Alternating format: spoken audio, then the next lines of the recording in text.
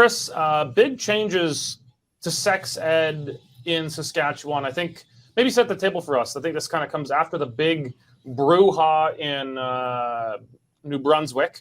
And I guess Saskatchewan looked at it and said, that's a good idea.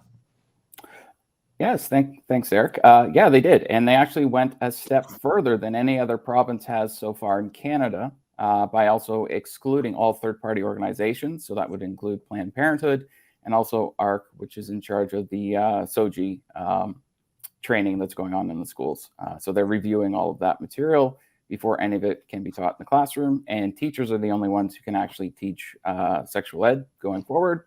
And then you also have, if your kid wants to change their name or pronouns and they're under the age of 16, there has to be a parent meeting connected to that with the school. So they are making major changes to the way things were being done here. And definitely the sex cards in the Lumsden High School was a big catalyst for that. And in the recent by-election in Lumsden, that was a major factor in the actual election.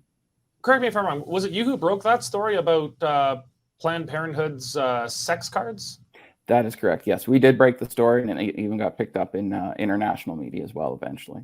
Yeah, well, maybe elaborate on that. I think that's an issue in Saskatchewan. I think a lot of people outside of Saskatchewan don't know. So this was Planned Parenthood, for some reason, involved in sex education in schools, and they brought some, let's call them very graphic cards into the classroom. Tell us a bit about what happened here, and then what the government's reaction was when you broke the story. So basically what happened was Planned Parenthood was in a grade 9 class at Lumsden High School doing a sexual education presentation. Now, it wasn't part of the presentation, but they had this other table with other materials on it, including these sex cards. And the Planned Parenthood person who was doing the presentation grabbed one of the decks, gave it to some kids at a table, and they started reading through it. And it's like, you're supposed to ask this, and do they know what this is and stuff? And they were straight up. I mean, Jerry Ritz said it pretty good. He called them pornographic and nothing short of that. As a matter of fact, we ended up only printing the words off of 3 of the cards and only printing 2. And there was one for every letter of the alphabet because they would, a lot of them, there's an open RCMP investigation into this right now. 2 students have already given statements to the police about it, and it is an ongoing investigation because those cards were way over the line of what should be considered acceptable, and media had to censor themselves on what we could even say.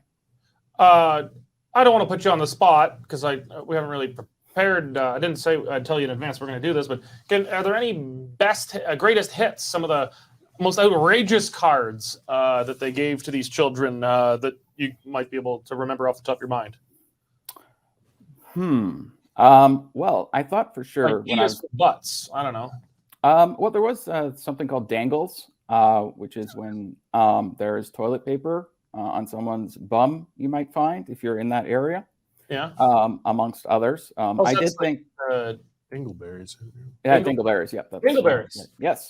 So was it like, how was it? Was it like D is for dingleberries or? Correct.